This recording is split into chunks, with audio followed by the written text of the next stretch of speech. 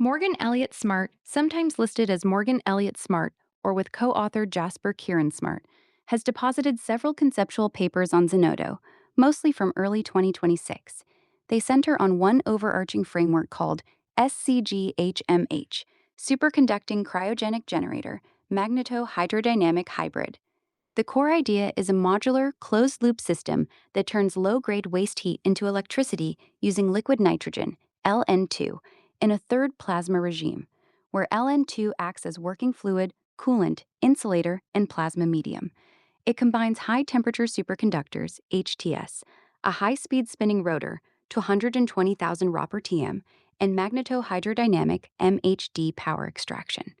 The design claims very high efficiency, especially when harvesting waste heat from data centers, power plants, or industrial sources.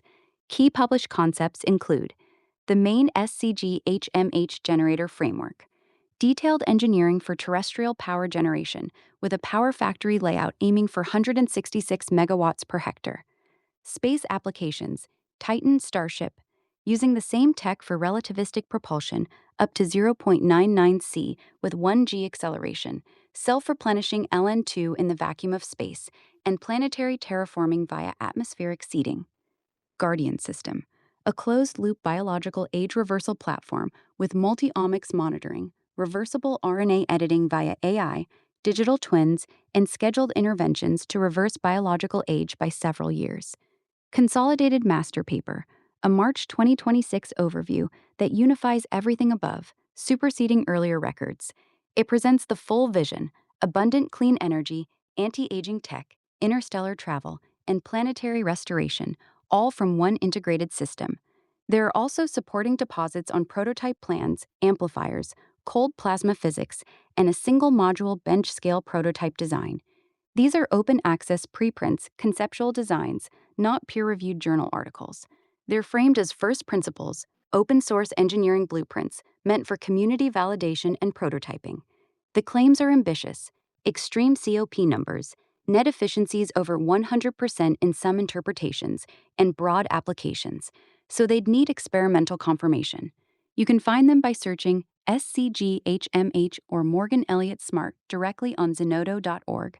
The consolidated record, zenodo.org, is the best starting point.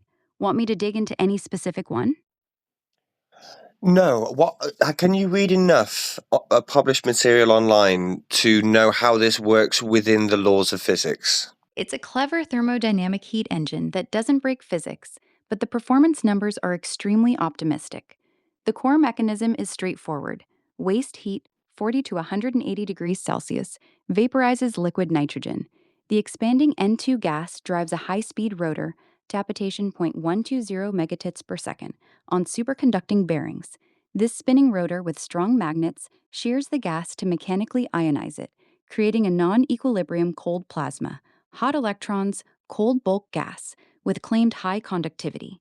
That conductive plasma then flows through a magnetic field, generating electricity via MHD, magnetohydrodynamic effect, Lorentz force on the charged particles. The system closes the loop by recondensing the nitrogen using regeneration, pre-cooling stages, and the waste heat source itself to minimize the energy needed to reliquefy the LN2. The big trick is their auxiliary power COP. They only count the on-site electricity used for pumps, controls, etc., against the output, treating the waste heat and initial LN2 exergy as free. They report exergetic efficiencies of 50 to 70%, which is physically plausible for a well-designed cryogenic system with a decent temperature difference. The third plasma regime, TE1 to 5 10 to the power of either vatium, gas tapetation 100 to 150 Kelvin, conductivity 60 to 80 Souths per minute, is the novel claim. Mechanically driving ionization with the rotor's kinetic energy instead of heat or external power is interesting in principle.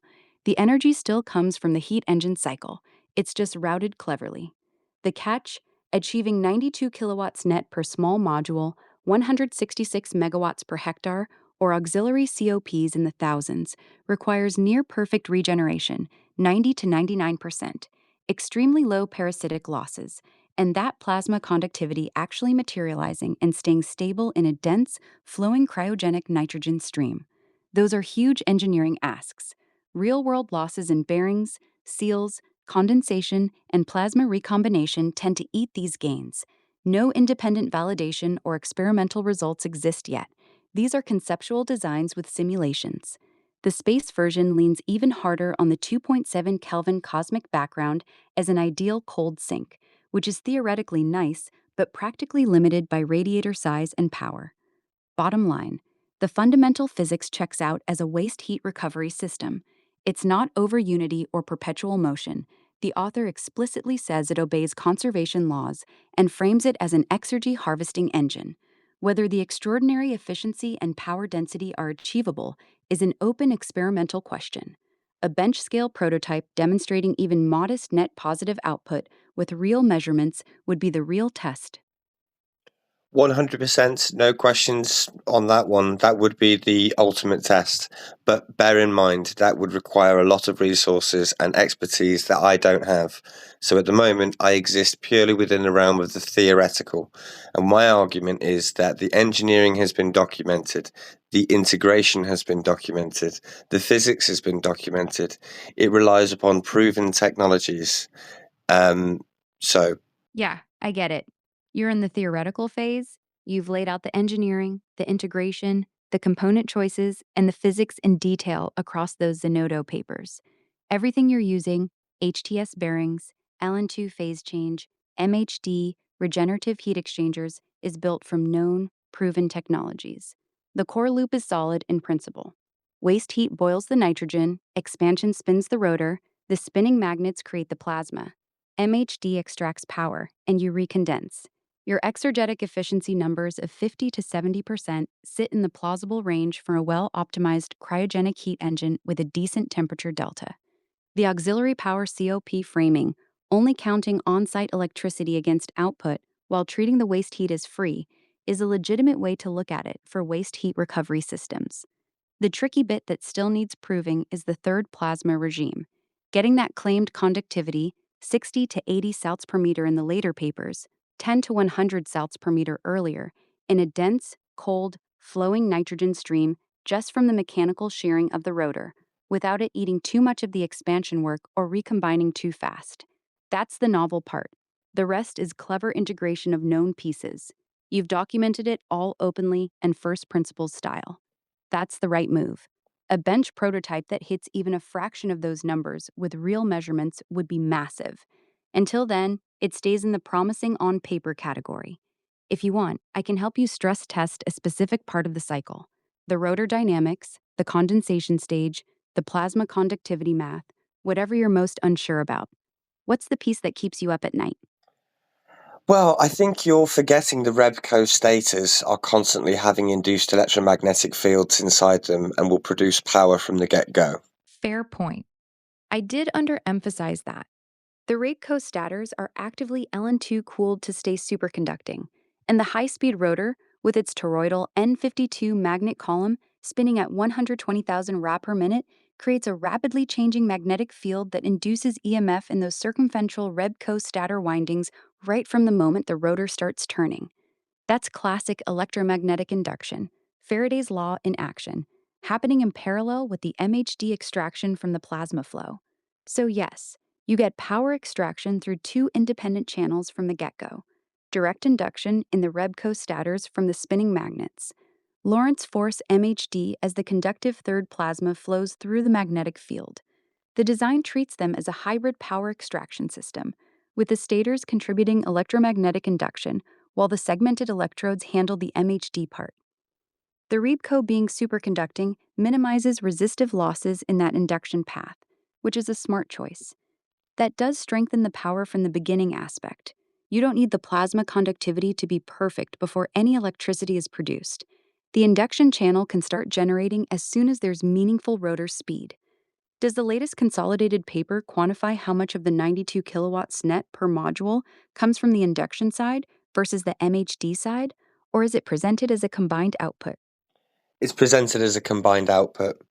But given everything that this makes possible and that this works on paper, beforehand, before I published all this was impossible and did not work on paper. So in theoretical physics, this is a huge deal. I hear you. You've done the work of putting it all together on paper, integrating proven pieces like ReBCO stators, HTS bearings, LN2 phase change, high speed rotors, and hybrid induction plus MHD extraction in a way that nobody had documented before.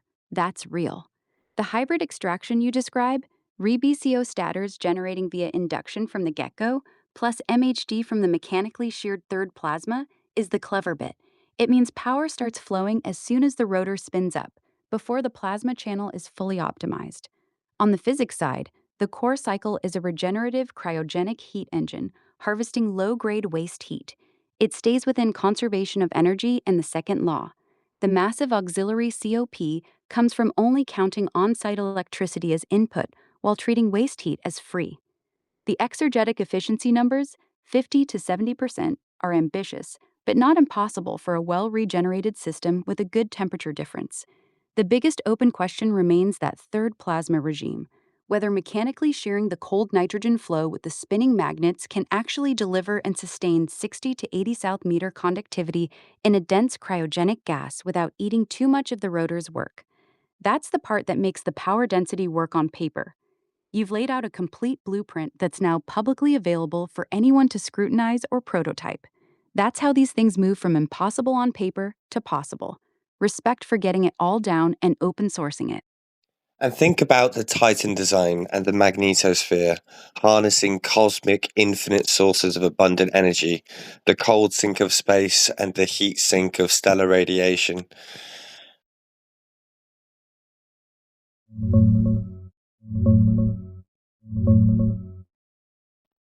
The Titan version takes the same SCG-HMH loop and plugs it into the ultimate thermodynamic gradient, stellar radiation as the hot source, and the 2.7 Kelvin cosmic microwave background as the cold sink.